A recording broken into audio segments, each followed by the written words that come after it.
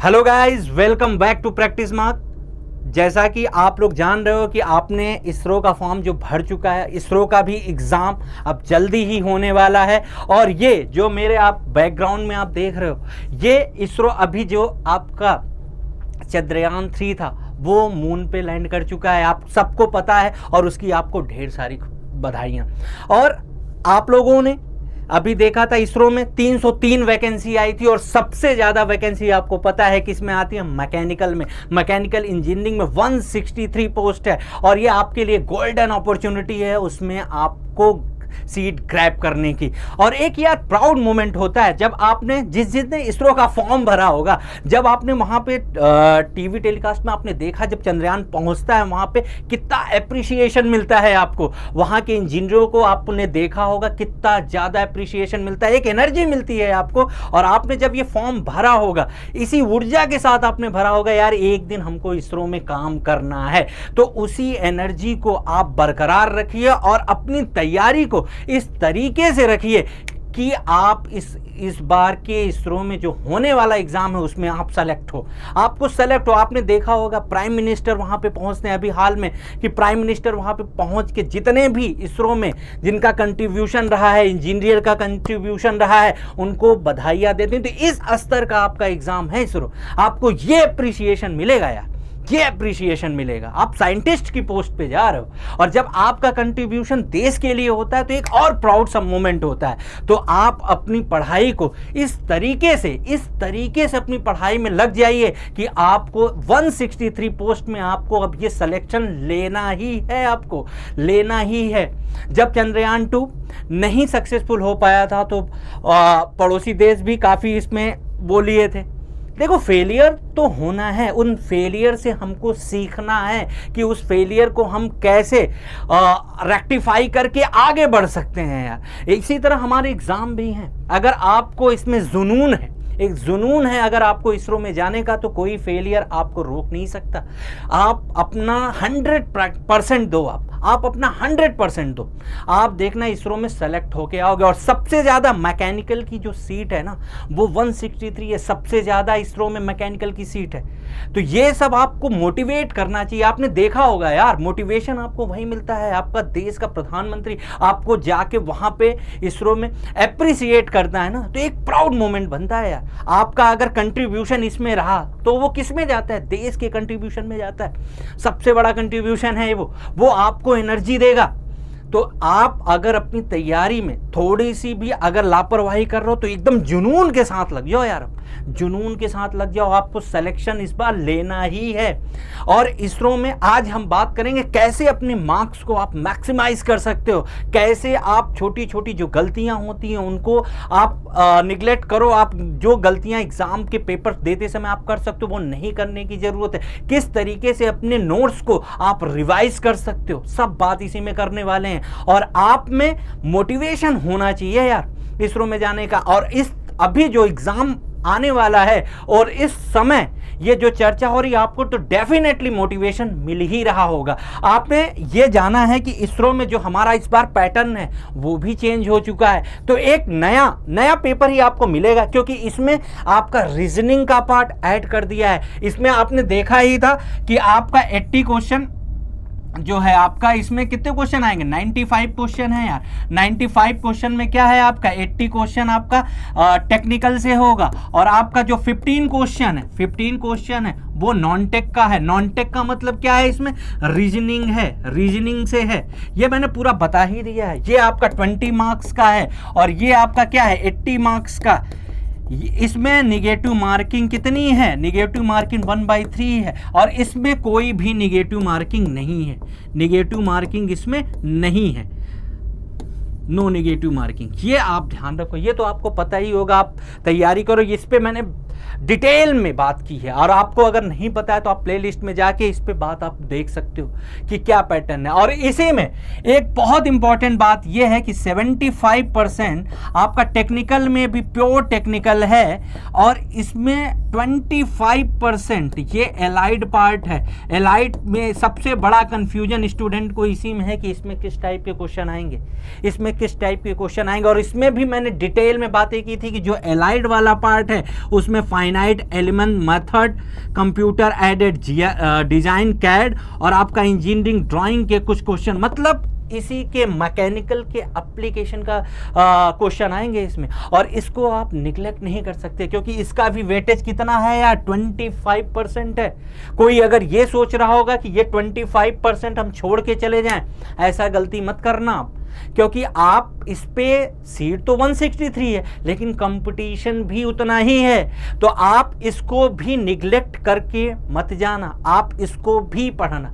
फिर हम जो बात कर रहे हैं कि सबसे पहले आप एग्जाम में, जैसे इसरो में क्या है यार, 50% का मामला रहता है। 50% आपकी थ्योरी आती है, 50% आपका न्यूमेरिकल आता है। तो आपको वो अप्रोच रखनी है कि आप न्यूमेरिकल को भी अटेम्प्ट कर सको। कैलकुलेटर अलाउ नहीं रहता तो आपको न्यूमेरिकल, कुछ न्यूमेरिकल तो आपको टफ दे सकते हैं क्योंकि आपका टाइम वेस्ट करने का काम करते हैं वो। तो वो क्वेश्चन को आपको अटेम्प्ट नहीं करना है, वो क्वेश्चन आपको बाद में अटेम्प्ट करना है। आपको पेपर पहले जो क्वेश्चन आपको आता है उस चीज को अटेम्प्ट करो। कुछ क्वेश्चन आपको लगेगा कि यार ये मैं कर सकता हूं, लेकिन उसमें कैलकुलेशन इतनी ज्यादा रहेगी कि टाइम वेस्ट कर सकता है, वो आपका टाइम वेस्ट कर सकता है। आपको 90 मिनट मिल रहे हैं, आपको 90 मिनट मिल रहे हैं उस क्वेश्चन को करने के लिए। तो पेपर आपका तो इतने समय में तो आप पूरे क्वेश्चन नहीं अटेम्प्ट कर पाओगे। लेकिन क्योंकि कुछ क्वेश्चन वो जानबूझ के न्यूमेरिकल में फंसाते हैं, क्योंकि आप उसमें अटक गए तो आपके 2-3 क्वेश्चन मिस हो जाएंगे। तो आपको इस पेपर में बहुत अच्छी तरीके से ध्यान रखना पड़ेगा और आपको कुछ ट्रिक्स अपनाने की जरूरत है कि कैसे आप अपने पेपर में मैक्सिमम मार्क्स ला सकते हो। जैसे अगर हम बात करें कि यार कैलकुलेशन में थ्योरी तो आप कर लेते हो, आपको या तो थ्योरी में आता है या तो नहीं आता, लेकिन अगर न्यूमेरिकल पोर्शन आ रहा है, अगर आपका न्यूमेरिकल पोर्शन है, न्यूमेरिकल पोर्शन में आपको कुछ वैल्यू, मैंने पहले भी क्लासों में बता चुका हूं, कुछ डेटा आपको याद करने की जरूरत है क्योंकि वो डायरेक्ट यूज में आता है, डायरेक्ट यूज में आता है एग्जाम। क्या क्या याद करने की जरूरत है, जैसे आपको ln2 की वैल्यू, ln3 की वैल्यू, ln5 की वैल्यू और ln7 की वैल्यू, ये याद होनी चाहिए, डायरेक्ट याद होनी चाहिए, आप ये डायरेक्ट याद होनी चाहिए। और आप इसकी बात कर सकते हो, आपको डायरेक्ट π/4 की वैल्यू याद होनी चाहिए, डायरेक्ट याद होनी चाहिए। π/4 की वैल्यू डायरेक्ट याद होनी चाहिए, 0.785 होता है, डायरेक्ट याद होनी चाहिए यार, डायरेक्ट। ln2 की वैल्यू 0.693 होता है, समझ रहे हो। ln3 की वैल्यू 1.09 होता है, ln5 की वैल्यू 1.56 होता है, ln7 की वैल्यू 1.79 होता है। ये आपको डायरेक्ट याद होनी चाहिए ये वैल्यू, क्योंकि ये इंपॉर्टेंट है। π² की वैल्यू याद होनी चाहिए ताकि आप अप्रॉक्सीमेशन ले सको एग्जाम में। ये ट्रिक्स हैं, ये बहुत काम आने वाले हैं, बहुत ज्यादा काम आने वाले हैं आपको। √π की वैल्यू आपको याद होनी चाहिए, √2g की वैल्यू आपको याद होनी चाहिए। ये डेटा अगर आपको याद है, ये डेटा अगर आपको याद है तो आपके जो कैलकुलेशन में है, कैलकुलेशन में आपको बहुत ज्यादा मदद करेगा ये, क्योंकि यार उसमें 50% का मामला है और वहां पे आप निकालोगे, मल्टीप्लाई करोगे, वो दिक्कत है आपको। अगर ये वैल्यू ध्यान है तो आप बेहतरीन तरीके से निकल सकते हो, वहां पे डायरेक्ट अप्रॉक्सीमेट लेके आप डायरेक्ट कर सकते हो। तो ये डेटा आपको याद होना चाहिए, ये एक तरीके का ट्रिक है आपका कि आप वहां पे इनकी मदद से आप कैलकुलेशन को सॉल्व कर सकते हो पूरा प्रॉपर तरीके से। दूसरा क्या है आपका कि जैसे कभी कभी ब्रेटॉन साइकिल हो गया, चाहे रैंकाइन साइकिल हो गया, चाहे आप आईसी इंजन की बात कर लो, उसमें क्या होता है, पावर में जाता है यार, पावर में जाता है। अगर इफिशियंसी हम निकालते हैं तो कभी कभी इस फॉर्म में आता है। तो आपको क्या देखने की जरूरत है कि इसमें 2, 4, 6, 8 ये प्रेशर रेशियो पे आप गामा-1 की एक अप्रॉक्सीमेट वैल्यू आप ध्यान रख सकते हो। ये मैं ट्रिक बता रहा हूं किस तरीके से आप इनकी वैल्यू आप वहां पे, अगर आपको ध्यान है, आप ट्रेंड देख लो ना कि कितना आ रहा है, डिवाइड करने पे कितना आ रहा है, 1.2 आ रहा, 1.3 आ रहा, 1.4 आ रहा, एक इससे अंदाजा लगता है। और ये क्वेश्चन आप छोड़ के आते हो कि यार हमको गामा की वैल्यू दे रखी थी, हम नहीं कर पाए। तो ये सब ट्रिक्स हैं, छोटी छोटी ट्रिक्स हैं जो आप एग्जाम में अप्लाई कर सकते हो और अपने मार्क्स को मैक्सिमम की ओर ले जा सकते हो। जो क्वेश्चन ये छोड़ेगा या इसमें टाइम टेकन लेगा, वो बहुत ज्यादा समय लेगा, आप उनको तुरंत विदिन ए सेकंड कर लोगे। ये सब मदद करते हैं और ये वैल्यू आपको याद ही होनी चाहिए, ये वैल्यू आपको याद होनी चाहिए, जी स्क्वायर की वैल्यू होगी, ये सब याद होनी चाहिए आपको। और जब भी आप एग्जाम में कैलकुलेशन करो तो यूनिट आपको एकदम बेहतरीन तरीके से देखना पड़ेगा, नहीं तो बहुत लोग यूनिट पे ही गलती करते हैं। ये गलती आप अभी से सुधार सकते हो। जब आप न्यूमेरिकल लगा रहे हो तो यूनिट पे आप विशेष ध्यान दो इस पे, क्योंकि यूनिट पे गलतियां होती हैं। दूसरा तरीका क्या है, अभी यार बहुत ज्यादा आप समय रहे नहीं है, जब भी अनाउंस हो जाए एग्जाम आपका अब समझो होने ही वाला है, तो आप ये समझो आपको कि अब आपको तरीके अपनाने पड़ेंगे शॉर्ट नोट्स का। ये आपके लिए बहुत ज़्यादा इंपॉर्टेंट रोल करता है, बहुत ज़्यादा इंपॉर्टेंट, क्योंकि आप अगर एक बार सब्जेक्ट को रिवाइज कर चुके हो ना यार, तो पूरे सब्जेक्ट को आप फिर से नहीं पढ़ पाओगे, क्योंकि बहुत ज़्यादा समय लगेगा आपको, बहुत ही ज़्यादा समय लगेगा। इसीलिए शॉर्ट नोट्स बनाएंगे आप। शॉर्ट नोट्स अपना किसी का भी पढ़ने की जरूरत नहीं है। शॉर्ट नोट आपको शॉर्ट नोट्स खुद बनाने पड़ेंगे कि आपको क्या नहीं आता है, आप उस चीज को यहाँ पे शॉर्ट नोट्स में लिखोगे। मान लो आपने मैकेनिकल की अगर हम बात करते हैं, आपने स्ट्रेंथ ऑफ मटेरियल पढ़ लिया, आपने पीवाईक्यू लगा लिया, जितने भी पीवाईक्यू, आपने गेट के पीवाईक्यू लगा लिया। मैंने ये बोला ही था कि गेट का पीवाईक्यू तो बहुत ज्यादा इंपॉर्टेंट है। इसरो का पीवाईक्यू लगा लिया, अब आपको टेस्ट देना है, और टेस्ट आपको उसी लेवल का देना है जो इसरो का लेवल है। प्रैक्टिस मॉक ने आपके लिए, मैंने बार बार बोला है कि एलाइड पार्ट बहुत कंफ्यूज कर रहा है। एलाइड पार्ट में क्या आएगा किसी को नहीं पता है। एलाइड पार्ट में मैंने फाइनाइट एलिमेंट बोला, कंप्यूटर एडेड डिजाइन बोला, इंजीनियरिंग ड्राइंग बोला, इन सब के क्वेश्चन आप पहली बार देखोगे। तो आपको ये हमारे प्रैक्टिस मॉक में एक मॉक फ्री दे के दिया हुआ है, आप जाके अगर अभी नहीं लगाए तो वो भी लगा सकते हो, और आप देखोगे कि ये सब जो एलाइड पार्ट के क्वेश्चन है ना, आपको वहां पे दिया हुआ है, आप वहां से जाके लगा सकते हो कि एलाइड पार्ट में किस तरीके के क्वेश्चन आएंगे। और मॉक तो देना ही देना है यार, क्योंकि नया पैटर्न है और इसमें रीजनिंग है। आपको हर टाइप के एनालिटिकल रीजनिंग, हर तरीके के डीआई के कुछ क्वेश्चन आएंगे, उनको प्रैक्टिस आपको करके ही जाना पड़ेगा। वो जो 20 मार्क्स का है या 15 क्वेश्चन जो आपका रीजनिंग का है, वो आपका लगभग 15 से 20 के बीच सही होना चाहिए। उसमें गलती करने की कोई गुंजाइश नहीं, क्योंकि उसमें निगेटिव मार्किंग भी नहीं है। आपको टेक्निकल पार्ट भी अब बहुत अच्छे से करके जाना पड़ेगा, क्योंकि 1/3 निगेटिव मार्किंग है। पैटर्न थोड़ा सा चेंज हुआ है, नया पैटर्न है इस बार, घबराने की जरूरत नहीं। आपकी तैयारी इस तरीके से होना चाहिए कि पैटर्न चाहे जो करे यार, उससे नहीं मतलब है। और मॉक देने से आप टाइम का पता चलेगा कि आप टाइम पे क्वेश्चन कर पा रहे हो कि नहीं।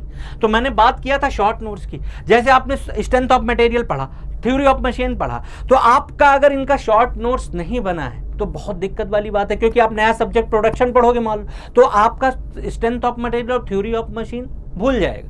अगर आपने शॉर्ट नोट्स बना रखा है, तो उनको रेगुलर इंटरवल में आपको रिवीजन करना पड़ेगा। आप ये समझो इस बात को, ये रिवीजन आपको करना ही पड़ेगा आपको, क्योंकि एक सब्जेक्ट के बाद वो भूल जाता है। इस तरीके से आप अपने उस सब्जेक्ट पे कमांड रख सकते हो, क्योंकि उसमें यार 50% थ्योरी और 50% न्यूमेरिकल आएगा। थ्योरी का भी वेटेज उतना ही है, आप समझो इस बात को। और आप शॉर्ट नोट्स अपने लो, आपने पढ़ा सब्जेक्ट, आप अपने शॉर्ट नोट्स बनाओ कि आप किस तरीके की प्रॉब्लम आप भूल जा रहे हो, किस तरह का कॉन्सेप्ट आप भूल जा रहे हो, तो उस चीज को आप लिखे रहोगे तो आप रिवाइज कर लो। और रिवीजन तो बहुत ज्यादा बड़ा मैटर करेगा इसमें, कि आपका जैसे पेपर आ गया है और आपको लास्ट डे तक आपको कितना याद है, सबसे ज्यादा इंपॉर्टेंट वही है। आपको करना ही पड़ेगा वो। और ये आप कैसे कर सकते हो? शॉर्ट नोट से। पहला मैंने क्या बताया, कुछ मैथ में आपको शॉर्ट नोट्स की जरूरत है, तो आप इसके आप मैथ के कुछ मैंने बताया था डेटा आपको याद करने का। रूट पाई हो गया, ln2 ln3 ln4 ln5 ln7 तक। रूट पाई की वैल्यू, जी स्क्वायर की वैल्यू, पाई स्क्वायर की वैल्यू, पाई/4 की वैल्यू, 2 की पावर गामा-1 की वैल्यू, गामा की वैल्यू अगर 1.4 है, इन सब की वैल्यू आपको याद होनी चाहिए। ये आपकी कैलकुलेशन को स्पीड दे देगा। और कुछ नहीं है यार, आप एक बार दो बार लिखोगे आपको याद हो जाएगा। कुछ लोगों को तो ये पहले से ही याद रहता है, तो आपको भी वो याद करने की जरूरत है, आपकी कैलकुलेशन स्पीड बढ़ जाएगी। तो दूसरा मैंने क्या बताया, आप शॉर्ट नोट्स रिवाइज करो, रेगुलर इंटरवल पे रिवाइज करो। और इसरो में एक मैथ का पार्ट आता है, मैथ। इसमें क्या होता है, कि 7 क्वेश्चन तो देखने को ही मिलते हैं, लेकिन कभी कभी ये 7 to 12 क्वेश्चन तक आ सकता है। अब मैथ में आप बहुत आसानी से मैक्सिमम मार्क्स ला सकते हो। कैसे? मैंने बताया था कि सबसे पहले आप अगर मैथ में मैक्सिमम मार्क्स ला सकते हो तो गेट की जो जितने भी PYQ हैं आपको मैथ में करने पड़ेंगे। ये सबसे आसान बात बोल रहा हूँ, और कुछ आपको लगाने की जरूरत नहीं, एक्स्ट्रा कुछ भी लगाने की जरूरत नहीं। जितना PYQ गेट का है, अगर आपने मैथ लगा के जा रहे हो, आप प्रैक्टिस करके जा रहे हो, तो आपके मैथ में कुछ भी नहीं छूटेगा, कुछ भी नहीं छूटेगा। आपने अगर PYQ देखा होगा और गेट का लेवल देखा होगा ना, सेम क्वेश्चन आता है, तो आप इसमें पूरा 7 मार्क्स आप पक्के कर सकते हो। ये तरीका बता रहा हूँ कैसे आप पेपर को अटेम्प्ट कर सकते हो बहुत तेजी के साथ। कुछ तो आपने बताया फॉर्मूला, शॉर्ट नोट से, रिवीजन से आपको चीजें अगर याद रहेंगी तो लास्ट टाइम तक आपको जितनी चीजें याद रहेंगी आप with in A second question करोगे। और जो मतलब कुछ डेटाबेस होते हैं, कुछ जो शॉर्ट नोट्स होने चाहिए आपके डेटाबेस होने चाहिए, जो आपके प्रोडक्शन और मटेरियल साइंस में हो गया।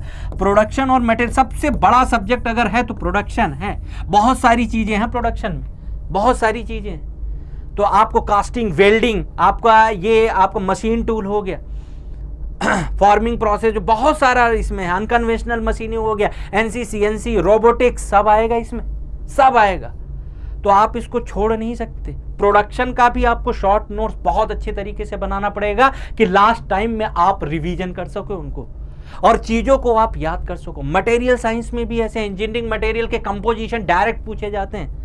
गन मेटल हो गया, ब्रास हो गया, ब्रॉन्ज हो गया, व्हाइट मेटल हो गया, इन सब के डायरेक्ट पूछे जाते हैं। तो इनके कंपोजिशन भी आपको टिप्स में होने चाहिए कि आपने देखा question with in A second कर लेते हो, विद इन ए सेकेंड।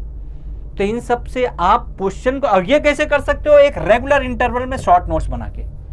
वो विदाउट शॉर्ट नोट्स पॉसिबल नहीं है। तो आप इसरो में मार्क्स कैसे मैक्सिमाइज कर सकते हो, एक तो और सबसे इंपॉर्टेंट जो रूल है ना वो मॉक का है, क्योंकि नया पैटर्न है यार। जब तक आप मॉक नहीं दोगे तो आपको आइडिया नहीं लगेगा किस तरीके का क्वेश्चन है। मॉक के लिए मैंने बता ही दिया कि मॉक आप जाके एकदम जैसे इसरो ने अपना पैटर्न रखा है, एलाइड में क्या क्या आने वाला है, पूरा आपने प्रैक्टिस मॉक आपके लिए व्यवस्था कर रखा है। आप जाके एक मॉक फ्री दे रखा है, वो लगा सकते हो।